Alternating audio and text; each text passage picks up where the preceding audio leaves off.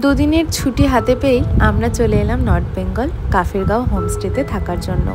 আমরা এখানে একদিন ছিলাম এবং আমাদের রুম থেকে ভিউটা ঠিক এরকম ছিল। আকাশ পরিষ্কার থাকলে এখান থেকে পরিষ্কার কাঞ্চনজঙ্ঘা দেখা যায়। বেশ কিছুক্ষণ সময় কাটানোর পরে আমরা ফ্রেশ হয়ে চলে গেলাম লাঞ্চ করতে।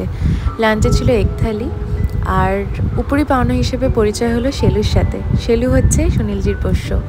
বেশ কিছুক্ষণ সময় আমরা এখানে এক্সপ্লোর করলাম, একটু হাঁটলাম, প্রকৃতিকে আরও কাছ থেকে দেখলাম এবং চারিপাশটা এতটাই সুন্দর, ফুলের গাছ দিয়ে ভরা, সবুজ আর এতটাই শান্ত নিরিবিলি যে কখন দুপুর গড়িয়ে বিকেল হয়ে গেল টেরই পেলাম না।